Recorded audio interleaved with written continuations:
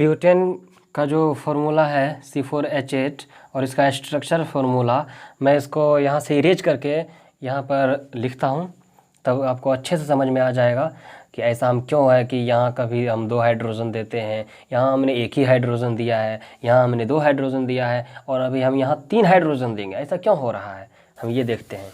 तो दोस्तों आपको याद हो गया होगा कि meth eth prop but pent hex hept oct non dec counting, क्योंकि इस काउंटिंग से ही हम बना सकते हैं फॉर्मूला, क्योंकि काउंटिंग अगर याद नहीं रहेगा तो आप नहीं बना पाएंगे formula. Meth eth prop but pent hex hept oct non dec. तो हम बात कर रहे थे स्ट्रक्चरल फार्मूले के बारे में। स्ट्रक्चरल फार्मूला, संरचना सूत्र इसे हिंदी में हम कहते हैं, संरचना सूत्र। और हम ग्रुप एल्कीन ग्रुप की बात कर रहे थे।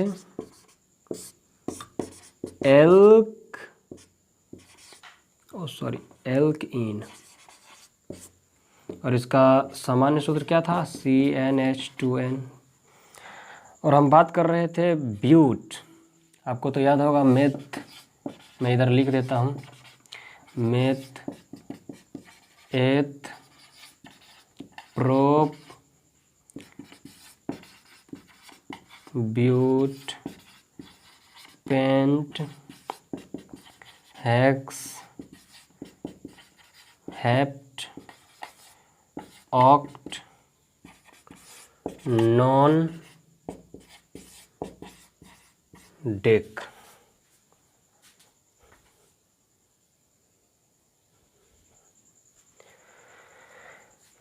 तो हम नंबर ऑफ कार्बन कितना लिए थे, 4। तो कार्बन 4, तो हाइड्रोजन कितना हो जाएगा, 4, और हाइड्रोजन कितना हो जाएगा, 2 × 4 8, और हाइड्रोजन कितना हो गया 8, और उसका हम नाम कैसे लिखेंगे, 8 ब्यूट। पहले नंबर ऑफ कार्बन, उसके बाद सफिक्स, सफिक्स क्या है, इन। उम्मीद है दोस्तों यह वीडियो आपको पसंद आया होगा। तो दोस्तों अब हम इसका स्ट्रक्चरल फार्मूला बनाते हैं और हमारे चैनल को सब्सक्राइब कीजिए। कार्बन कितना है, 4, 1, जिससे हमें और भी वीडियोस बनाने का मोटिवेशन मिल सके, 4। और इसके प्रत्येक कार्बन के पास 4 इलेक्ट्रॉन है वैलेंस सेल में। वैलेंस सेल किसे कहते हैं, लास्ट सेल में जो इलेक्ट्रॉन उपस्थित होता है। हमारे पास कितना हाइड्रोजन है, 8 हाइड्रोजन है और 4 कार्बन है। अगर हम चाहें तो 2-2 हाइड्रोजन दे सकते हैं, एक बार दे के देखते हैं। एक हाइड्रोजन यहाँ, तो दूसरा हाइड्रोजन यहाँ, और तीसरा हाइड्रोजन यहाँ। हम यहाँ एक ही हाइड्रोजन दे रहे हैं, क्योंकि इसका कारण मैं अभी तुरंत बताऊंगा। चौथा हाइड्रोजन यहाँ, 5वां हाइड्रोजन यहाँ, 6ठा हाइड्रोजन यहाँ, 7वां हाइड्रोजन यहाँ, 8वां हाइड्रोजन यहाँ। 8 हाइड्रोजन पूरे हो चुके हैं और हम यहाँ पर इलेक्ट्रॉन पूरे करते हैं सभी एलिमेंट का कोवैलेंट बॉन्ड के द्वारा। तो ये बॉन्ड बना लिया।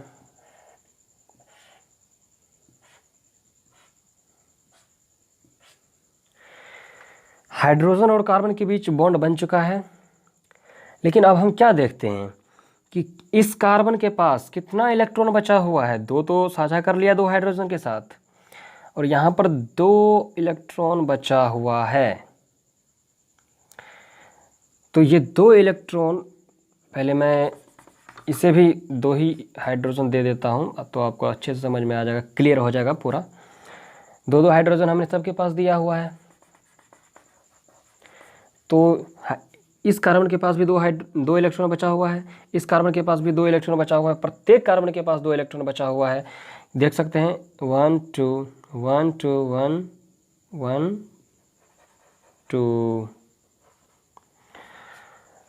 तो हम क्या करेंगे, कार्बन बचे हुए इलेक्ट्रॉन, क्योंकि अब हाइड्रोजन भी पूरे हो चुके हैं, तो अब हम क्या करेंगे, अब हम कार्बन कार्बन के बीच ही बॉन्ड बना सकते हैं, अब हाइड्रोजन तो रहा नहीं।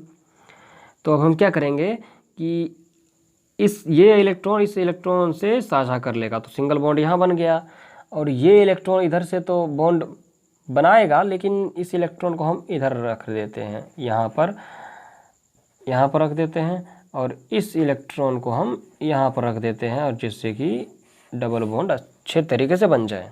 हम ऐसे भी घुमा के भी बना सकते थे, लेकिन वो थोड़ा ठीक नहीं होगा, अच्छा नहीं लगेगा। तो यहाँ डबल बॉन्ड बन चुका है। तो अब हम क्या देखते हैं कि इस कार्बन के पास अब अष्टक इसका पूरा हो चुका है, 2 इलेक्ट्रॉन यहाँ है, इसका 2 यहाँ है, तो 4 इलेक्ट्रॉन हो गया, और 2 यहाँ 6 और 2 यहाँ 8। इस कार्बन के का अष्टक पूरा हो चुका है। अब हम इस कार्बन का देखते हैं, 4 इधर इलेक्ट्रॉन, 2 इधर, 6। अगर हम और ये कार्बन भी तो बॉन्ड बनाएगा, तो हम क्या देखते हैं कि 4 इधर, 2 इधर, 6, 6 2 8, 8 यहाँ 2 10 हो गया।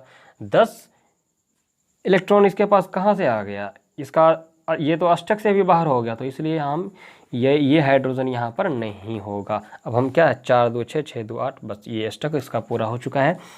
और अब हम यहाँ इस कार्बन कार्बन के बीच बॉन्ड बन गया, 2 2 4 2 6 2 8, इसका तो अष्टक पूरा है।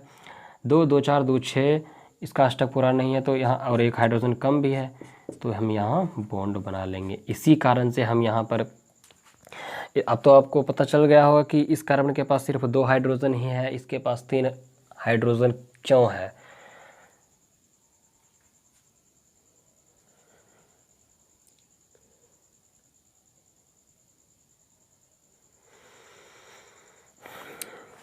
तो अब हम एल्कीन ग्रुप का देख चुके हैं कि स्ट्रक्चरल फार्मूला कैसे बनता है। ठीक उसी तरीके से हम एल्काइन का भी बना सकते हैं। मैं एक आपको बना के दिखा देता हूँ। एल्काइन, एल्काइन, और इसका सामान्य सूत्र CH2n-2 होता है।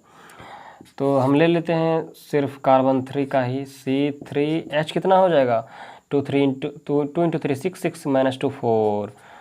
और मैं अब ये बताऊंगा कि कार्बन 1 एग्जिस्ट नहीं करता एल्काइन में, क्यों। इससे आप ये भी समझ सकते हैं कि एल्कीन ग्रुप में कार्बन 1 एग्जिस्ट नहीं करता, ऐसा क्यों। अब दोनों समझ सकते हैं। मैं एक तो हम देखते हैं C3H4, यानी कि इसका नेमिंग हम कैसे करेंगे, कार्बन 3 है तो यहाँ क्या, प्रोप, और इसका सफिक्स क्या है, आइन, YNE, प्रोपाइन। इसका स्ट्रक्चरल फॉर्मूला देखेंगे, 1 2 3, कितना इलेक्ट्रॉन, 4 इलेक्ट्रॉन।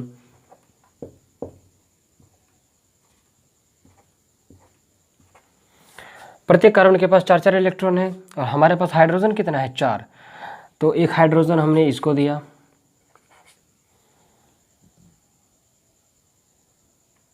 और बाकी के हाइड्रोजन हम किसको देंगे,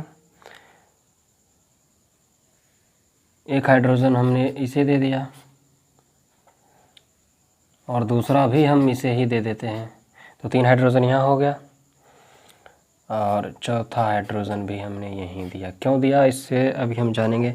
और ये जो 3 इलेक्ट्रॉन है ये, और ये बचे 3 इलेक्ट्रॉन, ये दोनों कार्बन से साझा कर लेगा, और इधर जो एक इलेक्ट्रॉन बचेगा और इधर जो एक इलेक्ट्रॉन बचेगा वो दोनों साझा कर लेगा, और इधर इस तरीके से बॉन्ड कंप्लीट हो जाएगा। तो ये बॉन्ड इससे किया, और ये दोनों साझा कर लिया, और ये दोनों इलेक्ट्रॉन साझा कर लिया, तो यहाँ कौन सा बॉन्ड बना, ट्रिपल बॉन्ड, और यहाँ सिंगल बॉन्ड। तो हम इसे अच्छे तरीके से हम लिख देते हैं,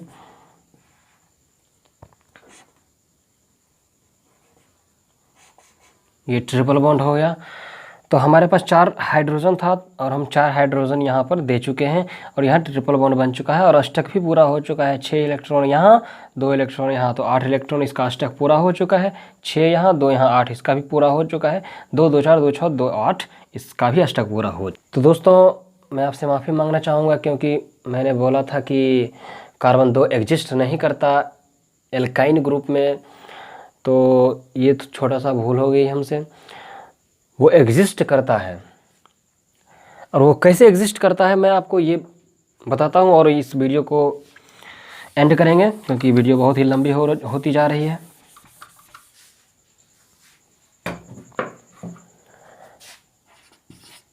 अगर हम कार्बन 2 लेते हैं तो हाइड्रोजन कितना हो जाएगा, 2 दूनी 4 माइनस 2 2। तो हम 2 कार्बन लेते हैं और इसके पास भी 4 इलेक्ट्रॉन और इसके पास भी 4 इलेक्ट्रॉन। एक हाइड्रोजन इसे दे दिया और एक हाइड्रोजन हम इसको दे दिए। 2 हाइड्रोजन तो दे चुके हैं, तो बाकी बचे इलेक्ट्रॉन कार्बन और कार्बन के बीच साझा कर लेगा। ये इससे किया, ये इससे किया, ये इससे कर लिया, तो इसको हम अच्छे तरीके से दिखाते हैं। ट्रिपल बॉन्ड यहाँ बन चुका है और अष्टक भी पूरा हो चुका है, तो ये एग्जिस्ट करेगा। ट्रिपल बॉन्ड यहाँ बन गया और एक हाइड्रोजन यहाँ, एक हाइड्रोजन यहाँ, 2 हाइड्रोजन पूरे हो चुके हैं। 6 + 2 8 इलेक्ट्रॉन हो चुका है, तो इसका अष्टक पूरा है। 6 2 8, इसका भी अष्टक पूरा है, तो कार्बन 2 एग्जिस्ट करता है। और अगर हम एल्कीन ग्रुप की बात करें, एल्कीन, तो एल्कीन में सिर्फ कार्बन 1 एग्जिस्ट नहीं करता, बाकी सभी करते हैं, क्योंकि कार्बन 1 लेने पर हाइड्रोजन 2 आएगा। तो एक कार्बन में सिर्फ 2 हाइड्रोजन हम कैसे दे सकते हैं, 2 तो बच गया। और कार्बन तो एग्जिस्ट करेगा, क्यों? क्योंकि 2 दूनी 4, 2 कार्बन यहाँ है, तो एक हाइड्रोजन इसके पास, एक हाइड्रोजन इसके पास, एक हाइड्रोजन इसके पास, एक हाइड्रोजन इसके पास, तो यहाँ 3 इसके पास, एक इसके पास, और बाकी बचे इधर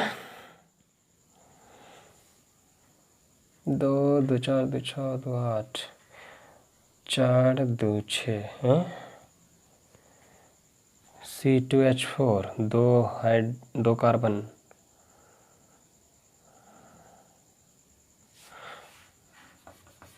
4 2 6 2 8, तो यहाँ एक हाइड्रोजन, इसलिए ये एग्जिस्ट करेगा क्योंकि कार्बन का अष्टक पूरा हो चुका है। 2 2 4 4 4 8, तो इसका अष्टक पूरा हो चुका है, तो ये एग्जिस्ट करेगा। और ये कार्बन 1 एल्कीन ग्रुप में एग्जिस्ट नहीं करेगा। तो दोस्तों, उम्मीद है यह वीडियो आपको पसंद आया होगा, और अब मैं उम्मीद करता हूं कि आप IUPAC नेमिंग बहुत अच्छे तरीके से सीख चुके होंगे और संरचना सूत्र भी आप लिख सकते हैं। सबसे लास्ट और सबसे इम्पोर्टेंट बात मैं बताने जा रहा हूं, बस छोटा सा बात है, इसे ध्यान में रखना है कि सिंगल बॉन्ड, डबल बॉन्ड और ट्रिपल बॉन्ड, इन तीनों में सबसे ज़्यादा मजबूत कौन सा है।